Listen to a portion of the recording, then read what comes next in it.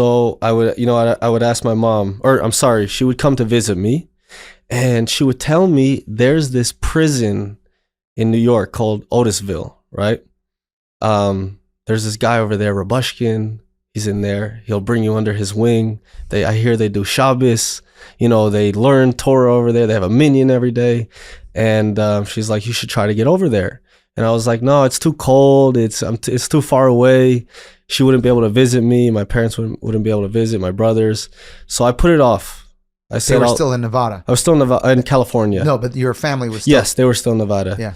And I put it off, and I said, you know what? I'll figure out how to learn about Judaism here on my own, right? But an incident happened in Victorville, like a violent incident that I went through. I was basically part of a program called Brave, where they help these young kids get their attitude right so that their actions are in place and are correct. One morning, the lady who ran the program, she turned off all the TVs in the unit where the programs run at, where there's about 150 other inmates. And the inmates took this as like a disrespect, right? And it's all about respect to the inmate code, right? So they decided collectively, all the 150 inmates, that she disrespected them, and that the next morning for the program, we would boycott the whole program. Everyone's walking out during the program. I decided that was a bad idea. I felt like we would get in trouble for this. So I decided to stay. 150 inmates went, and I stayed, me and a couple other guys, right? It's a risky move. And I didn't understand the risk at the time. So when they all came back to the unit, they were all written up, meaning their time can be taken away, added more time to their sentence. I wasn't written up, but according to them, I was written up, right? I broke the inmate code. Which can be more dangerous. Very dangerous. Than the prisons. So they told me, for what I did, not following them against the guards, they wanted to beat me up. And when they beat a person up in a prison, they send them to the hospital half dead, literally. So they wanted to beat me up, but they told me since I'm like a rookie, that I'm young, they would just give me a discipline. And discipline means that two guys, you stand with your arms up like this, and two guys punch you in the stomach for 23 seconds. 23 seconds. What's the significance? Pretty so exact. 23 is W in the alphabet. White, like the wow. Yeah. So they have this whole crazy. It's like code. gematria. Yeah, exactly. The gematria for the whites. Yeah, it's crazy. Wow. So for 23 seconds, that was They're the longest. They're very from. Yeah, exactly. So yeah, 23 seconds. They're just pounding away at your stomach, right? And then after that, that's when I called up my mom, and I was like, maybe we should try out Otisville. How about that Otis? How about that Otisville? I can handle the cold weather. So I didn't tell her what happened, because if I said something over the phone, she got nervous. Yeah, she would get nervous, but also the guards hear everything that you're saying, So, and that's something also in prison. You try to, if something happens to you, you don't want to you keep it on the down low, because then it could cause more problems from the inmates. Right. So that's when I called my mom and said, yeah, let's go to Otisville. Wow. So yes. It's also striking to me, of course, that beating was what you needed for that next step in your journey. And that's a theme that comes up often here. Mm-hmm. But I want to highlight a different aspect of it, not just the beating, but the fortitude that you needed to stay in that room, which ultimately led to that beating. Yes. But the fortitude to sort of do the right thing, that no, I'm not going to boycott this program. Yes. And I'm going to stand my ground, and I'm going to stay here because that seems to be the right thing to do right now. Yes. That was your guiding light to get you for sure to your next station. And I was ready to go with them. I was thinking that morning, you know what, maybe I should just go. But something told me to stay. There's that something again. And there's that neshama talking and to you. And if I went, Otisville was out of the picture. Because if you're written up, transfers are out of the picture. Wow. So that was very important for me to stay over there. So, I asked my mom to, help me get there. She got in touch with the Aleph Institute, and the Aleph Institute's amazing. They literally got me out of the California prison in like less than a month. Wow. I was gone. And that's like a record time, especially going from West Coast to the East Coast. It doesn't happen. So when I heard that I was going to Otisville, I was ecstatic. I couldn't believe it. I was so happy for, this journey that was ahead. So they put me on a plane. It's called Con Air. They put about like 150 other inmates on a plane. You're shackled by the ankles and by your wrists. 150 other inmates. It's crazy. And Con Air. Con Air. A lot of people don't know about that, but it's a real thing. They take you to Oklahoma City. Yeah, I mean, think about like how do you transport criminals from? Yeah, Nicolas Cage helps a lot of people know what it is. Exactly. So they took me to Oklahoma City. I mean, yes. So they took me to Oklahoma City. That's where they have like a jail specifically for transferring inmates back and forth on the plane. So I spent 2 weeks over there, took another plane to Brooklyn, where I spent another 2 weeks in the detention center here in Brooklyn. And after that, that's when I went to Otisville. Seems like nothing is simple. Like there's no like, oh, you're going to Otisville, straight to Otisville. I'll be honest with you. Why? Why can't they gotta stop like 4 times? It's crazy. When I was during the transfer, I was almost wishing I never left. Wow. Because it was so bad. The transfer, 4 weeks being in transit in a jail is the worst. It's a 5-hour flight. Yeah. You know, like what's like up with this? You can't move, no bathroom, anything. It's insane. Wow. Yeah. They finally get to Otisville. So I finally get to Otisville, and it was like a breath of fresh air, because Otisville, they have grass over there, where most prisons is all dirt. It's all like how you see it in the movies. It's very sad and depressing. Otisville, grass, you know, it like there's trees, there's flowers planted over there. It's already so much better. There's multiple parts. Like there's the camp in Otisville, yes. and then there's but you weren't in the camp. No, so I was in the medium. I was in the medium. Right. So that's medium security. That's not like, you know, people know like, you know, Trump's attorney, Michael Cohen, was playing tennis in prison. That's not the Otisville that you were. It's still prison. It's still like you feel it, you know, even though it was nice looking on the outside, in the inside, at the core of it, you're still an inmate, and it's still prison. And that's where Rubashkin was. Yes, that's where Rubashkin was at. So that's when, so I got to my housing unit. I met another Jewish inmate, and at the time I wasn't wearing a kippah or tzitzit, right? I met a Jewish guy, and that's where he told me Rubashkin lives in this unit. You want to go meet him, right? And I was wowed, you know, that he was, first of all, he was in the same unit that I was in, that I would be living in, because there's 5 different housing units. And, you know, my mom used to just tell me so many good things about him, so I was just so happy, right? So I go and meet Rubashkin, and he had, in this dark place, he had an aura of light. His energy was shining. Wow. With his emunah and betachon, like you could feel it.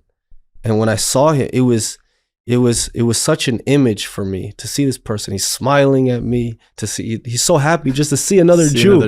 Yeah. He takes me into his room. We put on tefillin. We say the Shema, because I didn't put it on that day. That's another thing. During my transit, I didn't miss one day of tefillin. That's all thanks to the Aleph Institute. Wow, that's incredible. And we had Rabbi Aaron Lipsker on this podcast, and I feel like since then we have multiple guests who speak about what they do and how incredible it is, and just like hats off to them. Yes, really, definitely. The Aleph Institute, amazing what they do. Very amazing. Or hats on. Hats on. You know what I'm saying? Like the yarmulke on. Is that a bad joke? Very deep. Yeah. It's a reference to a different episode. I hope this airs after that one. Otherwise, it won't be funny at all. The real fans will get it.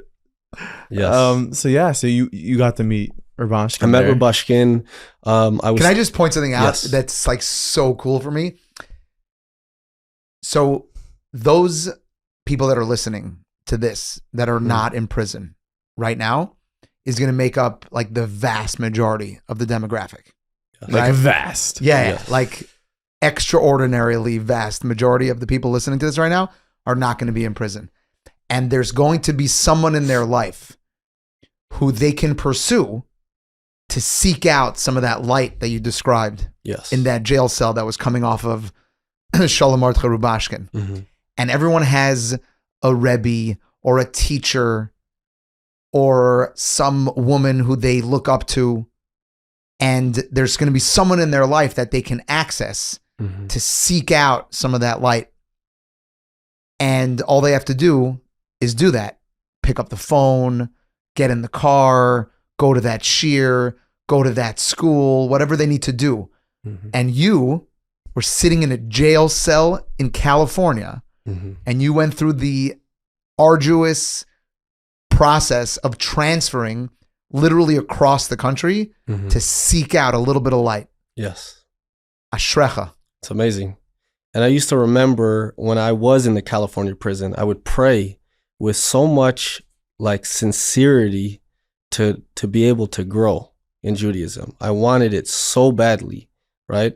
And it just shows how Hashem, when he sees how sincere you are, he will open the craziest doors for you. He'll send you to Rubashkin in 2 seconds. Amazing. Just like that. It's amazing. So for me, I was in shock. Yes. Sometimes you got to get beaten up to get there. Yeah, exactly. You got to go through something for that. Yeah. It comes at a cost, but it's worth it for 100%. Sure. And you know, the 23, you got hit 23 times. Yeah. The Gematria you have R, light. Okay. No, I'm kidding. I have no idea. Raish is already at 200. Yeah.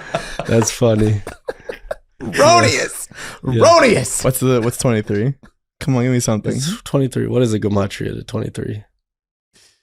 Come on, Momo. You're I don't know. Know. No. It's a gesto. You said, what do you say? What? What did you say? You said Chaf Gimel. Oh, my Chaf bad. Gimel, yeah. Chag, just not that one. Yeah. So we'll think about it. So yeah, I met Rubashkin, and then I met all the guys there. At the time that I was there, it was like stepping into yeshiva. There was probably 15 frum Jews over there, religious Jews there, including Rubashkin. There was a few other rabbis. Rabbi Mordechai Samit was there from Satmar.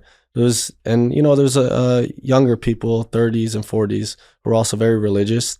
So for me, stepping into this and seeing this, I was so happy. Now I'm praying 3 times a day with a minyan in prison. It was unbelievable, and it was going so fast, and I had to learn how to go at their speed. I started learning, Rubashkin would teach a Tanya class every Tuesday and Thursday, so I would go to this. I started learning Hebrew. I started learning Aramaic, and I was very drawn to Rubashkin, right? As everybody was over there. He was somebody that everybody just wanted to be around him, right? So I wanted to ask him to teach me. I wanted to ask him to be my teacher, but I saw how busy he was. This man, from the minute that he woke up, I think it was like 5:30 in the morning till he went to sleep at night, he was praying, he was studying, writing emails, on the phone. This was like the busiest man in the world over there, right? So I wanted to learn with him, but I was like very shy. I didn't want to go and take him away from anything, so I didn't even ask him to learn with me. The next day, he comes up to me and he says, we're in the same housing unit. We should learn together. So I was like, wow. So we started doing every single day, except for, even on Shabbos too, every day, we learn Chumash with Rashi and Rambam. That's how my Torah learning started with Rabbi Rubashkin, right? So we're learning every day about 30, 45 minutes because he's very busy. And those 30 to 45 minutes every day for me, it was the foundation. Did you feel like you were in prison when you were learning? No. When I was with him, I was so happy. And I would tell him, and he would laugh at me. I'm like, I'm so happy right now. And he would be like, what do you mean you're happy? We're in prison. And I'm like, but it felt so good to be, what my soul was really missing all those years. I was finally getting it, and at a high level too. And not only what he was teaching me, just being around a person like that and listening to how he speaks, how he says with a 27-year sentence, saying every day, we can go home at any second, just being around that person and learning emunah and bitachon. Wow. Yes.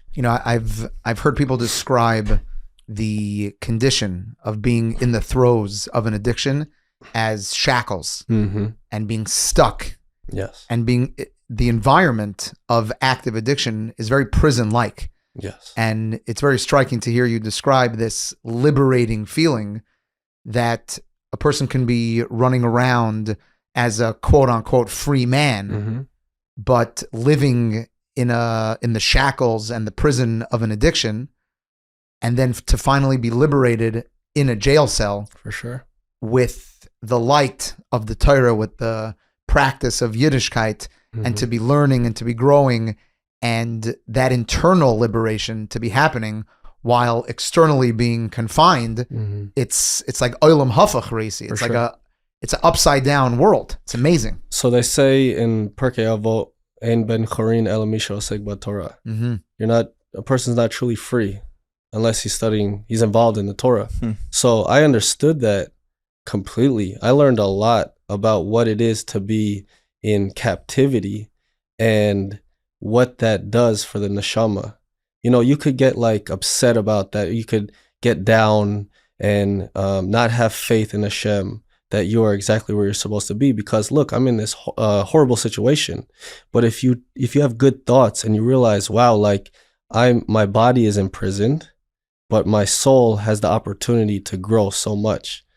So that's where that happiness, I learned that's where it came from. That's really special. Yeah. And it's interesting because like we've heard so much, and I interviewed Rubashkin, and we've heard so much from so many different people about, the things he would say, but nobody from who had spent time with him in there, maybe visitors, but you spent time with him in there, and you've seen it. And it's so funny because you're saying like the same things, like that's how you see the MS. Like it was really like not just on a day when he had a visitor and he was on a Tuesday, a Wednesday, a Thursday, a Friday, but he wasn't there so much longer as I heard. So I was with him for almost 4 months. We were studying every single day.